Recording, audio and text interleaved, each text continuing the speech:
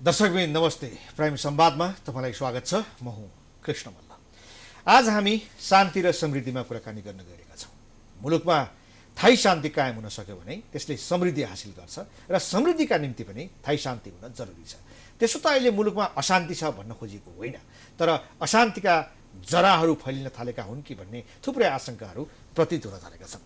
यसको निम्ति मैले आज नेपाल विश्व हिन्दू महासङ्घका वरिष्ठ उपाध्यक्ष विजय प्रकाश निषादलाई हाम्रो स्टुडियोमा बोलाएका छौँ र खास गरी धार्मिक विषयहरू कसरी उजागर भइरहेका छन्, धर्मसँग जोडिएका मान्छेहरूको सुरक्षा भएको छ कि छैन र धर्मले राजनीतिमा पारेको प्रभाव, राजनीतिमा धर्म घुसाएर कहीँ कतै समाजलाई भाड्न खोजिएको छ कि भन्ने थुप्रै प्रश्नहरू पनि आएका छन्। यो विषयमा आज म उहाँसँग छलफल गर्न गइरहेको छु।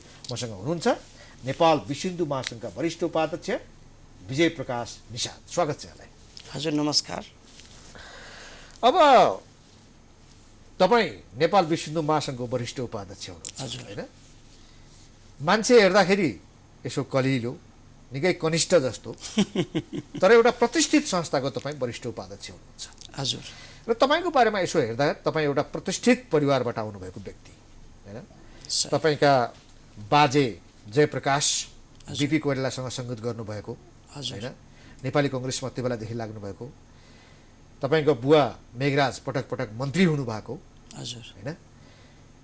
तपाईँ पनि आफ्नो विरासत अनुसार, बाजे बुवा अनुसार राजनीतितर्फ देखिनुपर्ने, तर तपाईँ धर्ममा लाग्नु भएको छ। भर्खरको युवा केटा होइन? पहिले तपाईँ आफू भन्नुहोस्, तपाईँ धर्मप्रति कसरी आकर्षित हुनुभयो? हेर्नुहोस्, मैले आफ्नो पढाइलाई चाहिँ पूर्ण विराम गरिसकेपछि, हुन त पढाइको पूर्ण विराम त हुँदैन, तर जब म काठमाडौँ आउने गर्थेँ, मेरो हजुरबुवा चाहिँ विश्व हिन्दू महासङ्घको अन्तर्राष्ट्रिय अध्यक्ष तथा एउटा संस्थापक सदस्य पनि हुनुहुन्थ्यो। 2036 सालमा बाराको पिप्रा मठमा चाहिँ यसको उद्घाटन भएको थियो र पटक पटक हामीलाई उहाँले शिक्षा दिनुहुन्थ्यो, हेर बाबु, हामी त अहिले छौँ, भविष्य अब तिमीहरूको हो, हिन्दूप्रतिको ठुलो घात हुनेछ आउने भविष्यमा, त्यसैले तिमीले चाहिँ मेरो बिडो थाम्नुपर्छ भनेर उहाँले मलाई धेरै प्रेरणा गर्नुहुन्थ्यो। मलाई त्यति चाहिँ चासो हुन्थेन, तर जुन किसिमले नेपालको घटना परिघटनाहरू हेर्दै जाँदाखेरि र उहाँले एउटा स्पष्ट लाइन 2047 सालमै उहाँले उहाँको एउटा पार्टी पनि थियो, राष्ट्रिय जनता पार्टी नेपाल। 2047 सालमा तपाईँ भन्नुहुन्छ भने मसँग प्रमाण पनि छ। त्यो पार्टीको विधानमै उहाँले हिन्दू राष्ट्रको कल्पना गर्नुभएको थियो 47 सालमा, जो कि उहाँले भनेको कुरा ठ्याक्कै 64 सालमा आयो, धर्मनिरपेक्षता भयो अनि विभिन्न पार्टीहरूले चाहिँ यसलाई धर्मको आडमा राजनीति गरे, अहिले पनि राजनीति गर्दैछन्। र हजुरबुवाको प्रेरणाले म आज तपाईँको स्टुडियोमा गर्वका साथ हिन्दुत्वको कुरा म गर्न। अब बाजे र बुवाले राजनीतिसँगै धर्मलाई पनि सँगसँगै बोकेर हिँडे, धर्मप्रति पनि उहाँहरूको त्यत्तिकै रुचि भएको कारणले तपाईँ धर्मतिर आउनुभयो। राजनीतिमा चाहिँ तपाईँको चासो छ कि छैन? अब हेर्नुहोस्, राजलाई चलाउनलाई धेरै नेताहरू छन्, घरै पछि नेताहरू छन्, टोले पछि नेताहरू छन्, नेताको कुनै कमी छ? आज बढी नेता भएर न नेपाल खाल्टोमा परेको छ। हामी सँगसँगैको देश मलेसिया दुबई कहाँ कहाँ पुगिसके, हामी कहाँ छौँ हेरौँ, कहाँ छौँ हामी? त्यसैले म प्रष्ट रूपमा भन्न चाहन्छु, म आज हिन्दुत्वको नेता होइन, हिन्दुत्वको म कार्यकर्ता हो। सनातन हिन्दू राष्ट्र हाम्रो मूल मान्यता हो। सबै राजनीति नै गर्छन् भने सनातन हिन्दू राष्ट्र घोषणा गर्ने तपाईँहरूको मूल मान्यता हो भने त्यो केवल एउटा धार्मिक गतिविधिले मात्र होइन, एउटा धार्मिक सङ्गठनको तपाईँ कुनै पदमा बस्दैमा यो राष्ट्र हिन्दू राष्ट्र हुने होइन, यो राजनीतिक विषय हो। नेपाल हिन्दू राष्ट्रबाट कसरी धर्मनिरपेक्षमा पुग्यो भन्दाखेरि त्यहाँ राजनीति घोषिएको छ, राजनीतिक दलहरूले गरेको निर्णय हो, यो राजनीतिक नेताहरूले गरेको निर्णय हो। यसकारण यदि फेरि सच्याउनु छ धर्मनिरपेक्षबाट यो मुलुकलाई हिन्दू राष्ट्र घोषणा गर्नु छ भने हजुर राजनीतिमा नछिरिकनै हजुर राजनीतिक निर्णय नगरिकनै हजुर राजनीतिक नेताहरूलाई प्रभावित नगरिकनै हजुर। तपाईँले एउटा केवल धर्मको सङ्गठनको पदमा बसेर मात्रै कसरी सम्भव होला र? पत्रकारजी म एकदम प्रष्ट गर्न चाहन्छु, पार्टीले नै सब कुछ गर्छ भन्ने यो मेरो चाहिँ सोचाइ होइन। किनभने फरक ढङ्गले हामी गइरहेका छौँ। अहिले म नेपालको दृष्टिकोणमा मैले भनिरहेको छु है, फेरि नेपालमा पार्टीको नामले कति राजनीति गर्ने, कति भ्रष्टाचारी गर्ने, पार्टीले वाक्क बिक्क भइसकेछन् अहिलेको न्यू जेनेरेसनहरू। र धार्मिक सङ्गठन एउटा यस्तो सङ्गठन हो कि यो धार्मिक सङ्गठनमाथि अब युवाहरूको आकर्षण बढ्दैछ। किन बढ्दैछन् भने म स्वयं एउटा, तपाईँले सुरुमै भन्नुभयो, म एउटा प्रतिष्ठित परिवारबाट म तपाईँका बाजेको बुवाको आएको छु। योगदान छ। त्यसैले म स्पष्ट भन्न के चाहन्छु भने हामी एउटा प्रतिष्ठित व्यक्तिको नाति र छोरा भएकोले अलिकता मान्छेहरूले चाहिँ मलाई विश्वास गर्छन्। किन? उहाँहरूको जुन योगदान छ नेपालमा, त्यो योगदानलाई कदर गरेर नयाँ जेनेरेसनहरूलाई मलाई विश्वास गर्छन्। र नेपाल विश्व हिन्दू महासङ्घ एउटा यस्तो संस्था हो, हाम्रो मूल मान्यता नै के हो भने पार्टीलाई होइन संस्थालाई प्राथमिकता दिउँ। र त्यो ठिक छ, पहिला मेरो कुरा बुझेँ। यति मात्रै के भयो भने जस्तो यो मुलुकलाई हिन्दू राष्ट्र बनाउनु छ भने यहाँ कुनै धार्मिक सङ्घ संस्थाहरूको उनीहरूको योगदान रहला, उनीहरूको सहयोग पुग्ला। त्यही म कुरा गर्दैछु। राजनीतिक संलग्नता बिना त्यो कसरी सम्भव होला भन्ने मेरो। अब हेर्नुहोस्, सबभन्दा पहिला हामीसँग सङ्गठन हुनु पर्यो। सङ्गठन हुनु पर्यो नि, मभन्दा बढी हजुर नै विज्ञ हुनुहुन्छ। सङ्गठन हुनु पर्यो। नेपाल विश्व हिन्दू महासङ्घको अहिले दायाँ बायाँ केही पनि कुरा छैन। हामीलाई थाहा छ पत्रकार महोदय कि सङ्गठन बिना असम्भव छ, हर चिज असम्भव छ। हामी नेपाल विश्व हिन्दू महासङ्घको अहिले स्टार्टिङ फेजमा छौँ। अहिले 1 नम्बर प्रदेश, 5 नम्बर प्रदेश र 2 नम्बर प्रदेश हामीले फोकस गरेका छौँ। हाम्रा 2 नम्बर प्रदेशका साथीहरू र 5 नम्बर प्रदेशका साथीहरू टोटलै युथ छन्। फेरि है, युथ छन्, पुरै युथ छन्। र हाम्रो केन्द्रीय समितिमा हेर्नुहुन्छ भने उहाँहरू पनि जम्मा 4-5 जनालाई छोडेर हामी सबैजना युथ छौँ। हाम्रो मूल मान्यता के हो भने संस्थालाई सङ्गठित गर्ने, नयाँ जेनेरेसनलाई हिन्दू धर्मप्रति आकर्षित गर्ने। जब हामीसँग सङ्गठित सङ्ख्या बढाउने सङ्गठित संस्था नेपाल विश्व हिन्दू महासङ्घ जुन भयो भने तपाईँ भन्नुहुन्छ हिन्दू राष्ट्र 24 घण्टामा हिन्दू राष्ट्र फर्किन्छ। शाखाहरू कहाँ कहाँ छन् यसको? 2 नम्बर प्रदेशको वीरगञ्जमा हाम्रो शाखा छ। हाम्रो 8 वटा जिल्ला लगभग हामी हाम्रो प्रदेश 2 र हाम्रो प्रदेश 5 मा र थोर बहुत हाम्रो 1 नम्बर प्रदेशमा पनि सङ्गठन भइरहेको छ। हाम्रो 2 नम्बर प्रदेशको संयोजक हुनुहुन्छ हाम्रो विशाल झाज्यू। आफ्नो समयको ख्याल नगरी उहाँ 2 नम्बर प्रदेशको बागडोल इमान्दारितापूर्वक पहिला म हिन्दू हो अनि मात्रै म केही हो भने अहिले जति पनि हाम्रो युवा पिँढीहरूमा छ। 5 नम्बर प्रदेशको हाम्रो अजय साहनीजी हुनुहुन्छ, पुरै युथ छन्, अन्डर 35। र ठिक छ, अब तपाईँ युवाहरूलाई त प्रेरित गर्नुपर्छ। तपाईँ एउटा सृजनशील काममा, देश बनाउने काममा लाग्नुहुन्छ भने हामी सबै तपाईँहरूलाई प्रेरित त गर्छौँ, प्रेरणा दिन्छौँ, इन्स्पायर गर्छौँ होइन? हजुर। तर के भने नेपालमा यो हिन्दू सङ्गठनहरू धेरै भए। विश्व हिन्दू महासङ्घ भन्ने एउटा अर्को छ, तपाईँहरूको यो भयो, अन्य सङ्गठनहरू पनि छन्। यति धेरै चाहिँ हिन्दू धर्मसँग जोडिएका सङ्गठनहरू किन भए? जब तपाईँहरूको लक्ष्य एउटै छ भने तपाईँहरू एक सङ्गठन भएर किन हिँड्न सक्नुहुन्छ? अब हेर्नुहोस्, म अरू संस्थाको टिका टिप्पणी त म गर्दिनँ। जबसम्म स्वार्थलाई आफ्नो शरीरबाट निकालेर, मनबाट निकालेर पर फाल्नु भएन भने तपाईँ अगाडि बढ्न सक्नुहुन्न, पहिलो कुरो।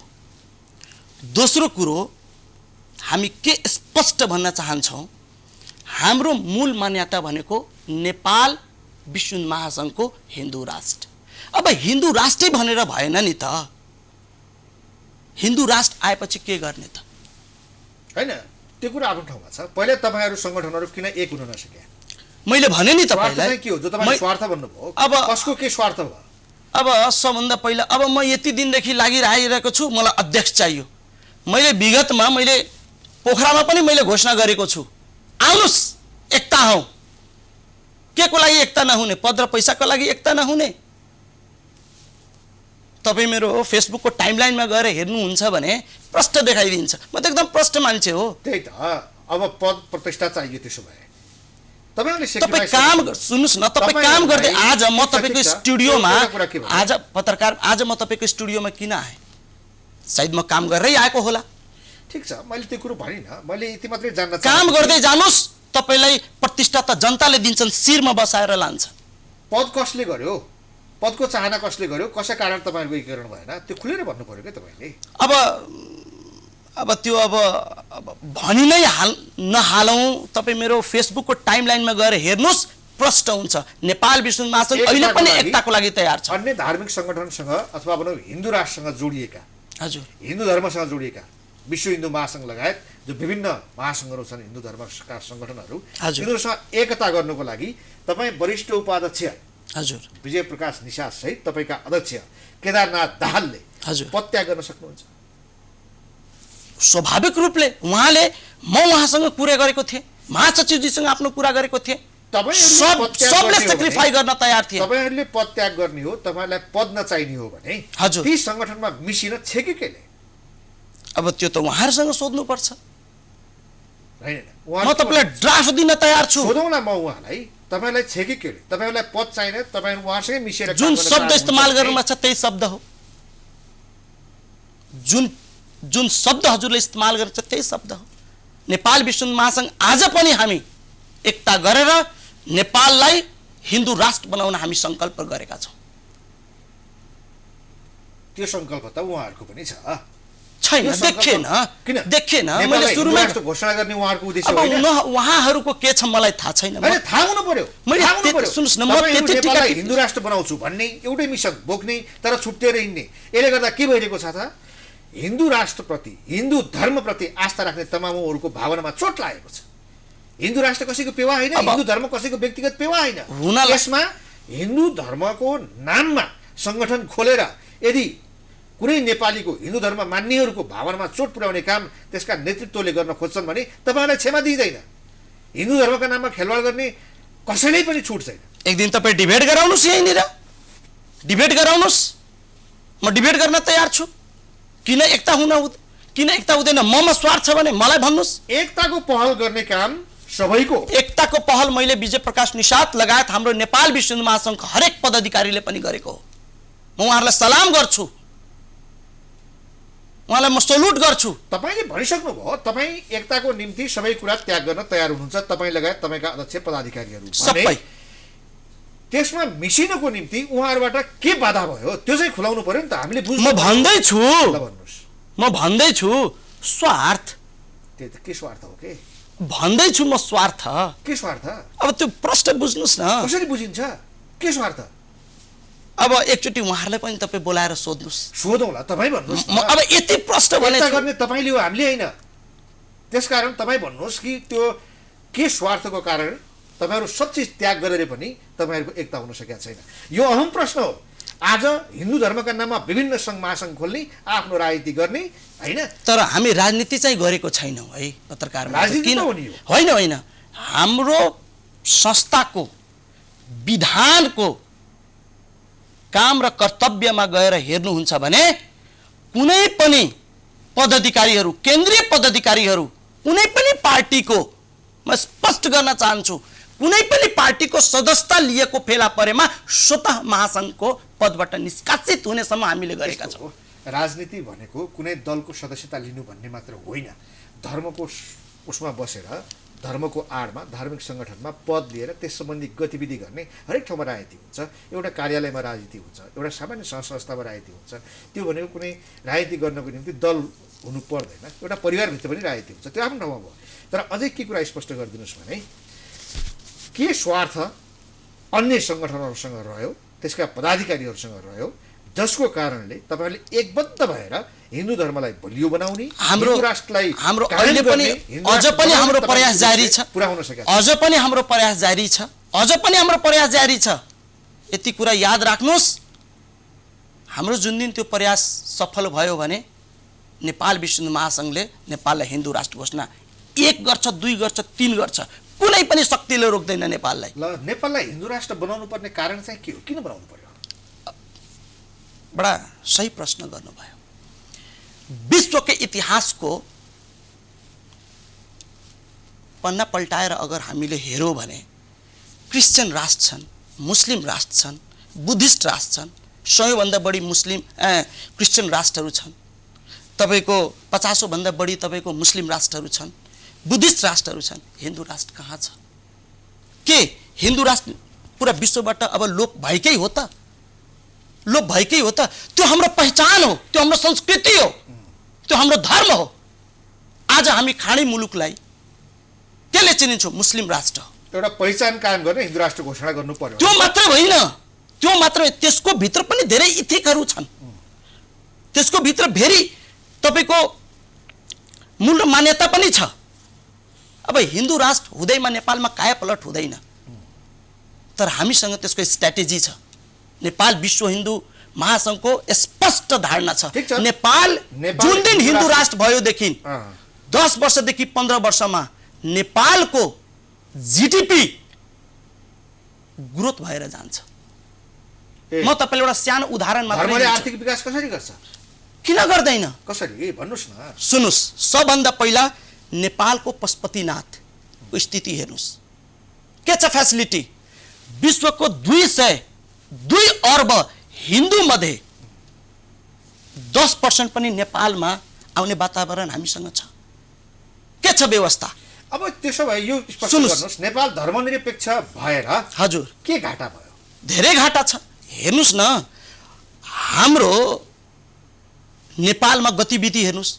म पहाड र हिमाल त मैले त्यति घुमेको छैन, तर मधेसमै नै हेर्नुहोस् न हाम्रो मुस्लिम समुदायहरूको गतिविधि हेर्नुहोस्। हाम्रो मुस्लिम समुदायको गतिविधि प्रष्ट रूप छ। तपाईँलाई मैले अहिले भर्खेर 1 हप्ताभित्रको म एउटा कहानी बताइदिन्छु तपाईँलाई। के भयो? मुहर्रम उहाँहरूको थियो। मुहर्रमको बेलामा स्थानीय सरकारले, स्थानीय सिडिओ कार्यालयले चिठी लेखेर के भनेको थियो भाइ, तपाईहरू कोरोनाको महामारीमा तपाईहरू आफ्नै घरमा बसेर मनाइदिनुस् भनेर व्हिप जारी गर्दाखेरि पनि उहाँहरूले त्यसलाई लाथालिङ्ग गरेर हजारौंको संख्यामा मोहरम मगाउनलाई हात हतियार सहितको प्रदर्शन गर्नुभयो। पहिलो कुरो यो डरलाग्दो कुरो छ कि त्यसले कोरोना फैलिँदैन के हिन्दूको लागि मात्रै हो र? अब हेर्नुस्, मछेन्द्रनाथको रथ यात्रा निकाल्दाखेरि मछेन्द्रनाथको जुन मूल पुजारी हुनुहुन्छ उहाँले चाहिँ राष्ट्रपतिदेखि लिएर प्रधानमन्त्रीसम्म पनि उहाँले चिठी लेख्नुभयो, तर त्यो चिठीको कुनै जवाब पाएन। सो फुर्तीले यहाँका नेवार समुदायहरू आफ्नो रथ तान्ने यात्रामा पुलिसहरूको जुन हस्तक्षेप भयो, पुलिसहरूको हस्तक्षेपले आज कयौंजना जेलमा जान परेछ। हिन्दूलाई सुन्नुस् न, मुस्लिमलाई काखा अनि हिन्दूलाई पाखा। हिन्दू राष्ट्र माने यसले के दर्शाइरहेछ भने, हे हिन्दूहरू तिमीहरूको भविष्य सुनिश्चित छैन। भनेपछि राज्यबाटै, सरकारबाट, राज्यबाट नै भएको। प्रशासन कसले चलाउँछ? प्रशासन कसले चलाउँछ भन्नुस्? प्रशासन न तपाईँ चलाउनुहुन्छ म चलाउँछु, राज्यले चलाउँछ। अहिले तपाईँले भनेपछि कुनै पनि पुलिसले टेर्छ, तर एकचोटि प्रशासनले सिधा तपाईँले भन्न खोजेको राज्यबाटै हिन्दू धर्मप्रति उपेक्षा भइरहेको छ, विभेद भएको छ, अन्य धर्मलाई विशेष प्राथमिकता र हिन्दू धर्मावलम्बीहरू। अब सुन्नुस्, तपाईँले कुनै काम चाहिँ सरकारबाटै भइरहेछ हैन? एकदम हो। हामी माथि यहाँ त हिन्दूहरू किन अगाडि बढ्ने, हिन्दू राष्ट्र किन हुने? ए बाबा एकछिन उत्तेजित नहौ। एउटा के छ, डर के भयो भने हजुर धेरै किसिमको धार्मिक बहसहरू गर्दाखेरि एक धर्मावलम्बीले अर्को धर्मावलम्बीहरूलाई उपेक्षा गर्दा, आरोप लाउँदा, लान्छना लाउँदा हजुर विश्वमा धेरै ठाउँमा चाहिँ धार्मिक युद्धहरू भएका छन्। नेपालमा पनि त्यही गर्न खोजेको हो। हामी त हिन्दूहरू यति गोटी नबन्नुस् भन्ने मेरो आग्रह हो। हामी कसैको गोटी बनेका छैनौँ। देशमा धार्मिक सद्भाव बिगार्न, साम्प्रदायिक युद्ध भड्काउन, धर्मका नाममा, धर्मको आडमा मिलेर बसेका नेपालीहरू बीच मारकाटको अवस्था सिर्जना गर्नको निम्ति एकदम सही भन्नुभयो तपाईँले। तपाईँहरू मात्र होइन, अन्य धर्मावलम्बीहरू पनि प्रयोग हुन्छन् कि भन्ने चिन्ता छ कि हामी कसैबाट पनि न प्रयोग भएका छौँ न प्रयोग हुनेछौँ। प्रष्ट रूपले तपाईँ बुझ्नुहोस्, नेपाल विश्व हिन्दू महासङ्घ न कसैको इसारामा चल्छ न कसैको इसारामा चलेको छ। म तपाईँको यो लाइभ टेलिकास्टबाट यो मैले घोषणा गरेको र द्वन्द्वको कुरा गर्नुहुन्छ, द्वन्द्व त राज्यले निम्ताइरहेछ। नेपालको संविधानमा प्रारम्भिकमै नेपाल राज्य लेखेको छ, त्यसमा नेपाल हिन्दू राज्य लेखिदिएको भए के फरक पर्थ्यो? के फरक पर्थ्यो बताउनुहोस्? 62-63 को आन्दोलनमा यो म्यान्डेट थियो। कसले बनायो देशलाई धर्मनिरपेक्ष? त्यसो भए कसले बनायो? नेपाली कांग्रेस र नेपाल कम्युनिस्ट पार्टी। प्रष्ट छ, उहाँहरूकै बहुमत थियो 2064 सालमा। त्यो भित्र पनि अब त्यही भित्रका राजनेताहरू खुलेर कुरा गर्नुहोस् न। त्यति बेलाका गिरिजा प्रसाद कोइराला हुनुहुन्थ्यो, त्यति बेलाको नेपाल कम्युनिस्ट पार्टीको अब एमालेका हाम्रा माधव नेपाल हुनुहुन्थ्यो त्यति बेला, अनि माओवादीका हाम्रो कमरेड प्रचण्ड हुनुहुन्थ्यो। तीनैजना त्यति बेला सहमति गरे भने देश चल्ने, सहमति गरे भने देश यो के भन्छ संविधान निर्माण हुने, सहमति भयो भने जे पनि गर्ने। एक्ज्याक्टली। अब तपाईले ठिक कुरा भन्नुभयो। ती पात्रहरू मध्ये गिरिजा प्रसाद कोइराला हुनुहुन्न, अन्य पात्रहरू जीवितै छन् र गिरिजा प्रसाद कोइरालाका अनुयायी र उहाँको पार्टी नेपाली कांग्रेस अहिले पनि छँदैछ। हजुर, मैले त्यही भएर सुरुमै राजनीति जोडेको थिएँ। धार्मिक कुराहरू सच्याउने हो भने राजनीतिक स्तरबाटै त्यो सुधार भएर आउनुपर्छ, राजनीतिक रूपमै त्यो निर्णय भएर आउनुपर्छ, होइन? अब यो देशलाई हिन्दू राष्ट्र घोषणा गर्नको निम्ति हिजो धर्मनिरपेक्ष बनाउने पात्रहरू अहिले पनि जीवित छन् भने तपाईँको उद्देश्य कसरी पुरा होला? हेर्नुहोस्, मैले पनि हजुरलाई अघि नै भनेको हो, अहिले पार्टीबाट म स्वयं फ्रस्ट्रेट भएको मान्छे हो। We not need party. ठिक, हामी नेपाल विश्व हिन्दू महासङ्घ राजनीतिक दल हुनु भएन। सुन्नुहोस्, राजनीतिक दल हुनुपर्छ। यो नेपाललाई सञ्चालन गर्नलाई या विश्वको कुनै पनि देशको मूल मान्यता नै पार्टी हो। तर पार्टीमा तीनटा चिज हाबी भएको छ। सबभन्दा पहिला परिवारवाद, नातावाद र कृपावाद। परिवारवाद, नातावाद, कृपावादबाट त पार्टीको व्यक्तिहरू निक्लिनै सकेको छैनन्। साला साली, छोरा छोरी, ए बाबा 4 पल्ट भएको मेरो हजुरबा मन्त्री, उहाँको छोरा आफ्नो पुरा घिसेर आफ्नो दममा आउनु भयो। सुन्नुहोस्, म पनि मन्त्रीको नाति र मन्त्रीको छोरा हुँ, म पनि त कहीँ राजनीति नियुक्ति खान सक्थेँ, तर हामी त्यसको विरोधमा हौँ। मैले बुझेँ। नातावाद, कृपावाद र परिवारवादबाट धेरै टाढा पार्टीका सञ्चालकहरू टाढा बस्यो भने देश निर्माण हुन्छ। ठिक छ, तपाईँले उठाएको प्रश्न आम नेपालीले उठाएको प्रश्न हो। राजनीतिक दल र तिनका नेताहरूले जो व्यवहार प्रदर्शन गरेका छन् नातावाद कृपावाद सम्बन्धी कुरा, यो आम नेपालीको प्रश्न हो। तर सँगसँगै सत्य अर्को कुरा पनि के हो भने हाम्रो देशमा राजनीतिक दलहरूलाई निषेध गरेर, राजनीतिक दलहरूलाई बाइपास गरेर हामी यो देशमा भयङ्कर ठुलो परिवर्तन कसैले यदि गर्छौँ भन्छ भने त्यो चाहिँ पत्याउन गाह्रो हुन्छ कि। तपाईँ निर्धक्क भएर हामीमाथि विश्वास गर्नुहोस्। के छ एक्सन प्लान तपाईँहरूको? हाम्रो एक्सन प्लान मैले हजुरलाई सुरुमै भने, नेपाल विश्व हिन्दू महासङ्घ अहिले प्रष्ट रूपमा हामी सबभन्दा पहिला सङ्गठन निर्माण गर्छौँ। त्यस पछाडि नेपालमा कहाँ छ त संस्कृत विश्वविद्यालय? नेपालले खोल्ने होइन संस्कृत विश्वविद्यालय, कहाँ छ त? संस्कृत लोप भइसकेको छ। सुन्नुहोस् पत्रकार महोदय, संस्कृत गतिविधि सुन्नुहोस् न, मेरो प्रश्न सुन्नुहोस्। तपाईँहरूले यो देशभित्र गर्ने हरेक गतिविधि राज्य नियन्त्रित हुन्छ, राज्य नियन्त्रित हुन्छ। राज्यको निर्देशन बिना, राज्यको अनुमति बिना तपाईँहरूले यो देशभित्र केही पनि गतिविधि गर्ने छुट पाउनुहुन्न। यो देशको संविधान, नियम कानुन, राज्यको हरेक उसको नीति निर्देशनहरू, नियमहरू पालना गर्नुपर्ने तपाईँ हामी सबैको कर्तव्य हो। यो देशका राजनीतिक दलबाट बनेको सरकार, त्यसलाई हामी वास्ता गर्दैनौँ। हामी छुट्टै गतिविधि गरेर यो देशलाई अर्कै बनाउँछौँ भनेर तपाईँहरूले सोच्नुभयो भने त्यो म पनि पत्याउँदैन। हेर्नुस्, यसको पत्याउने बाटो छ। के बाटो छ भने तपाईसँग सङ्गठन छ भने नि जे पनि तपाईँ गर्न सक्नुहुन्छ। सङ्गठन बलियो, पार्टी बलियो होइन, व्यक्ति बलियो होइन। आज माओवादी जङ्गलमा थियो, किन नेपालको आज सत्ता उसको हातमा छ? उनीहरूसँग सङ्गठन थियो, राजनीतिक सङ्गठन। 62-63 को आन्दोलन उनीहरूले सङ्गठनको तोडमा उठालेर फ्याले। त्यसैले नेपालमा हाम्रो हिन्दू एकता हुनुपर्छ। जुन दिन नेपालमा हिन्दू एकता भयो भने र त्यो हिन्दू एकता नेपाल विश्व हिन्दू महासङ्घले गर्छ। अनि उस राजाको कुरा चाहिँ के हो? किनभने यहाँ त विश्व हिन्दू महासङ्घहरू हिन्दूसँग जोडिएका जति पनि व्यक्तिहरू छन् धेरैले राजा चाहियो भन्छन्। तपाईँले पनि राजै खोजे हो, दलहरूको यत्रो आलोचना गर्नुभयो भनेपछि राजै चाहियो होला नि त। होइन, तपाईँ प्रष्ट हुनुहोस्। राजालाई हामीले विरोध पनि गरेका छैनौँ त हामीले समर्थन पनि गरेका छैनौँ।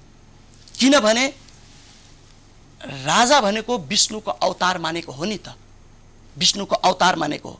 र विष्णुको अवतार भनेको मतलब विष्णु नै हुनुपर्छ भन्ने होइन।